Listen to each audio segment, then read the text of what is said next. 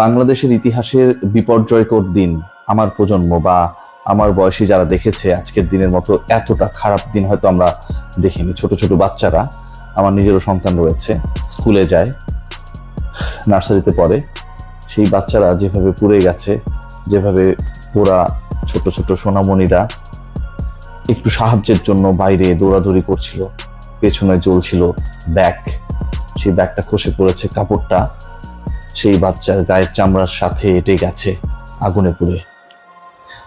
অসংখ্য অভিভাবক তাদের সন্তানদের খোঁজে এদিক সেদিক ছুটছে, কেউ খুঁজে পাচ্ছে না। রক্ত লাগবে, নেগেটিভ গ্রুপের রক্ত।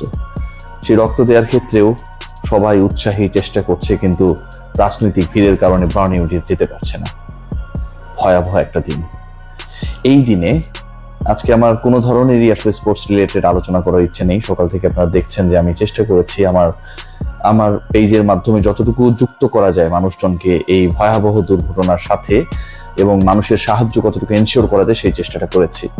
বাট কিছুক্ষণ আগে একটা পেজের কিছু স্টেটমেন্ট চোখে পড়লো, এবং এই আলোচনাটা শুধুমাত্র আমি আমার ইউটিউব পেজে করছি, যেটা আসলে আটকে ওঠার মতো। আমি জানি না সত্য মিথ্যা কি, হয়তো পরবর্তী সময়ে বাংলাদেশের যারা ইন্টেলিজেন্স এজেন্সিতে কাজ করেন তারা খুঁজে বের করবেন, বা এই পেজটাকে যারা মনিটর করছেন তারা খুঁজে বের করবেন যে এখানে যে স্টেটমেন্টগুলো দেয়া হয়েছে এগুলো কতটুকু সত্য, কতটুকু মিথ্যা। ভয়াবহ যে তথ্যটা উঠে এসেছে সেটা হচ্ছে একটা পার্টিকুলার পেজ, এবং যেই পেজটার ট্যাগটা হচ্ছে অ্যানোনিমাস মেইন পেজ।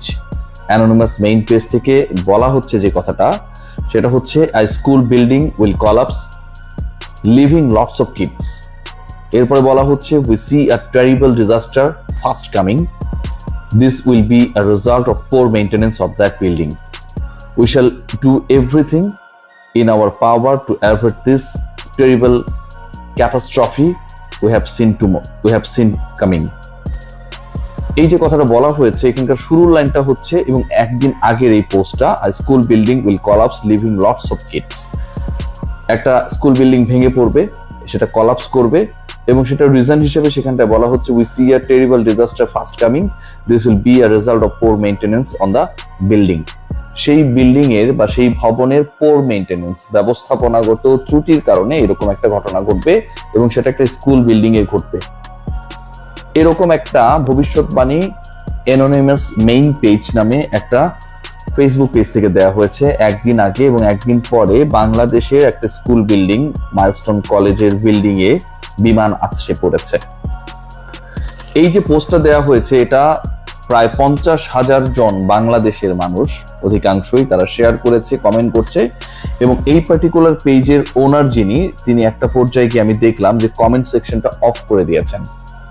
এবং 1 ঘন্টা আগে একটা নতুন পোস্ট এসেছে, আপনাদের সাথে ব্যাপারগুলো শেয়ার করছি, কারণ জিনিসগুলো আসলে কাকতালীয় নাকি কোনোভাবে কোনো পরিকল্পনার অংশ সেটা আমরা কেউ জানি না। সো আমাদের সবারই সচেতন থাকার দরকার এই মুহূর্তে।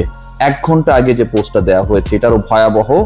A bomb will detonate in Bangladesh in few weeks from today।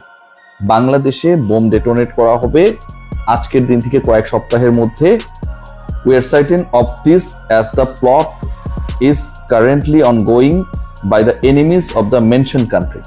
একটা প্লট রেডি করা হয়েছে এই বোমের যে ইস্যুটা বলা হয়েছে, ফিউ উইকস পরে যেটা ঘটবে, এবং সেটা হচ্ছে এই পার্টিকুলার দেশের সাথে শত্রুতাপূর্ণ সম্পর্ক যাদের, তারা এরকম প্লট একটা রচনা করেছে। Hotels and hospitals are the major target. বাংলাদেশের হোটেলস অ্যান্ড হসপিটালস, এবং আরো যদি আমি পার্টিকুলারলি বলি এটা হচ্ছে ঢাকা শহরের, কারণ হোটেলস হসপিটালস ওইরকম বড় হোটেল বড় হসপিটালে আপনি যদি সত্যি যদি এটা হয়ে থাকে, কোনো প্ল্যান বা প্লট করা হয় অ্যাটাক করার, বোমার কথা বলা হচ্ছে, তাহলে সেরকম ঘটনা ঘটানো সম্ভব শুধুমাত্র ঢাকা শহরে, যেহেতু এটা ঘনবসতিপূর্ণ, বড় বড় হোটেলস রয়েছে, হসপিটালস রয়েছে, এবং কেউ যদি সত্যি টার্গেট করে রাজধানী ঢাকাকেই টার্গেট করা হবে। একদিন আগে পোস্ট করা হলো স্কুল বিল্ডিং কলাপস করবে, আজকে স্কুল বিল্ডিং তারা বলেছে পোর মেইনটেনেন্সের জন্য কলাপস করবে। ভিন্ন রিজনে কলাপস করলেও সেই কলাপসের সাথে এটার একটা যোগসূত্র অনেকে খোঁজার চেষ্টা করছে।